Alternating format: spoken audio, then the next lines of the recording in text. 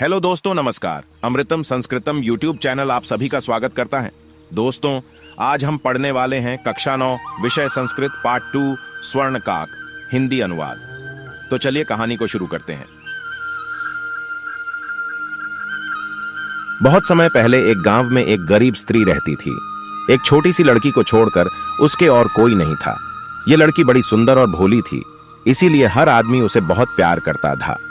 एक दिन स्त्री ने थोड़े से चावल एक थाली में डालकर सुखाने के लिए धूप में रख दिए और लड़की से उनकी रखवाली करने को कहा। लड़की थाली के पास बैठ गई और चिड़ियों को उड़ाने लगी। अभी उसे चावलों की रखवाली करते थोड़ी ही देर हुई थी कि एक बड़ा विचित्र कौवा उड़ता हुआ वहां आया और थाली के पास बैठ गया। लड़की ने उसे आश्चर्य से देखा। ऐसा कौवा उसने पहले कभी नहीं देखा था। इस कौवे के पंख सोने के थे और चोंच चांदी की। उसके पांव तांबे के बने हुए थे। कौवे ने वहां आते ही हंसना और चावल खाना शुरू कर दिया। जब लड़की ने यह देखा तो उसकी आंखों में आंसू आ गए। उसने चिल्लाकर कहा, इन चावलों को मत खाओ। मेरी मां बहुत गरीब है, उसके लिए ये चावल बहुत कीमती हैं। सोने के पंख वाले कौवे ने बड़े स्नेह के साथ लड़की की ओर देखा और कहा, तुम बहुत भोली और अच्छी लड़की हो, मैं तुम्हें इन चावलों की कीमत दे दूंगा। तुम कल सुबह सूरज निकलने से पहले गांव के बाहर बड़े पीपल के पास आना, वहां मैं तुम्हें कुछ दूंगा। यह कहकर कौवा उड़ गया। लड़की बहुत खुश हुई।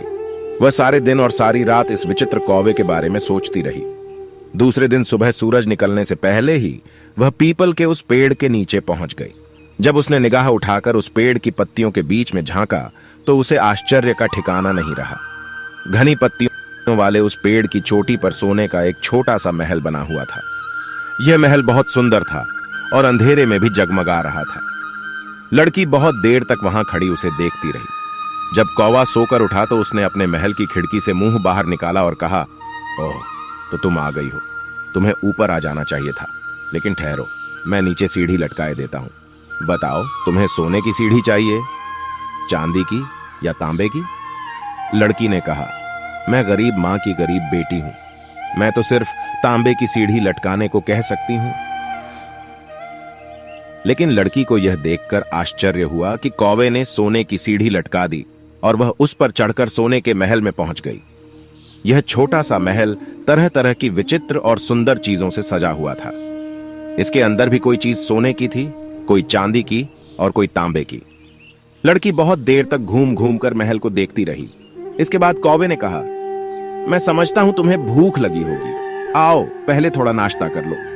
बताओ, तुम सोने की थाली में भोजन करोगी, चांदी की थाली में या तांबे की थाली में?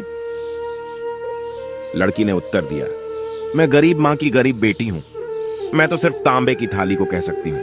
लेकिन उसे यह देखकर आश्चर्य हुआ कि उसे सोने की थाली में भोजन परोसा गया।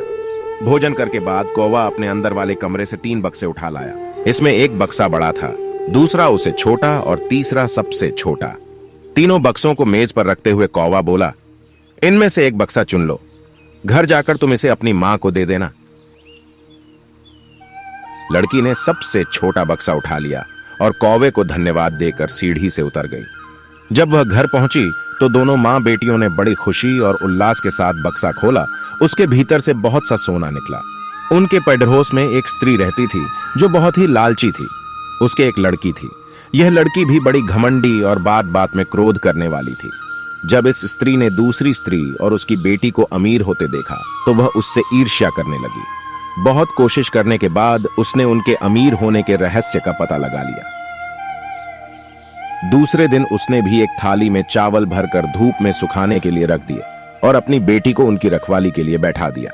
लड़की वहां बैठ तो गई, लेकिन वह बहुत आलसी थी। थोड़ी देर तक तो वह चिड़ियों को उड़ाती रही, फिर थककर एक ओर बैठ गई और पक्षी आ आकर उसके चावलों को खाने लगे। जब उन्होंने आधे से भी ज्यादा चावल खा डाले तो वह विचित्र कौवा वहां आया और चावल खाने लगा।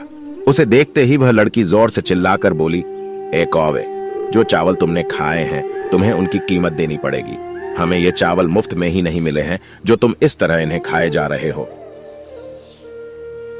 कौवे ने क्रोध से लड़की की तरफ देखा, लेकिन फिर उसने नम्र स्वर में कहा, अच्छी लड़की, मैं तुम्हें चावलों की कीमत दूंगा। तुम कल सुबह ही सूरज निकलने से पहले उस बड़े पीपल के पेड़ के नीचे आ जाना। वहां मैं तुम्हें कुछ दूंगा। इतना कहकर कौवा उड़ गया। दूसरे दिन सुबह ही वह लड़की पीपल के उस बड़े पेड़ के नीचे पहुंच गई और कौवे के जागने की प्रतीक्षा किए बिना ही जोर से चिल्लाकर बोली, ए कौवे, मैं आ गई हूं, अब मुझे मेरे चावलों की कीमत दो। कौवे ने अपने सोने के महल की खिड़की से अपना सिर बाहर निकाला और कहा, जरा ठहरो, मैं नीचे सीढ़ी लटकाए देता हूं, तुम्हें उस पर चढ़कर ऊपर आना होगा। बताओ, तुम्हें सोने की सीढ़ी चाहिए, चांदी की या तांबे की? लड़की ने तुरंत ही कहा, तांबे की सीढ़ी पर चढ़ने से तो मेरे हाथ छिल जाएंगे, मुझे तो सोने की सीढ़ी चाहिए। लेकिन लड़की को यह देखकर आश्चर्य हुआ कि कौवे ने उसके लिए तांबे की सीढ़ी लटकाई।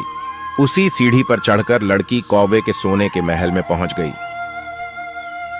उसके वहां पहुंचते ही कौवे ने पूछा, तुम्हें भूख लगी होगी, पहले थोड़ा नाश्ता कर लो।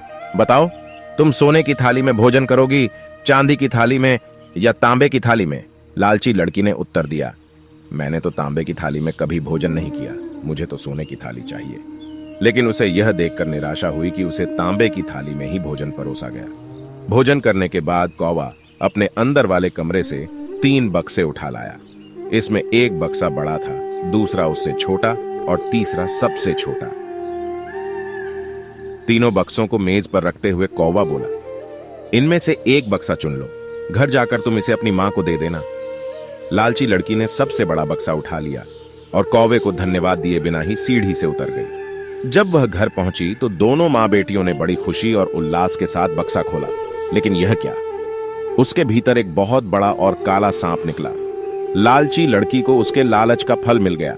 इसके बाद फिर उसने कभी लालच नहीं किया। दोस्तों, यह कहानी आपको कैसी लगी कमेंट करके जरूर बताएं, और वीडियो आपको अच्छी लगी हो तो दोस्तों के साथ शेयर जरूर करें तथा चैनल को सब्सक्राइब करके बेल आइकॉन को प्रेस कर दें ताकि आने वाली वीडियो का नोटिफिकेशन सबसे पहले आप तक पहुंचे। मिलते हैं फिर एक नई वीडियो के साथ, तब तक के लिए धन्यवाद, नमस्कार।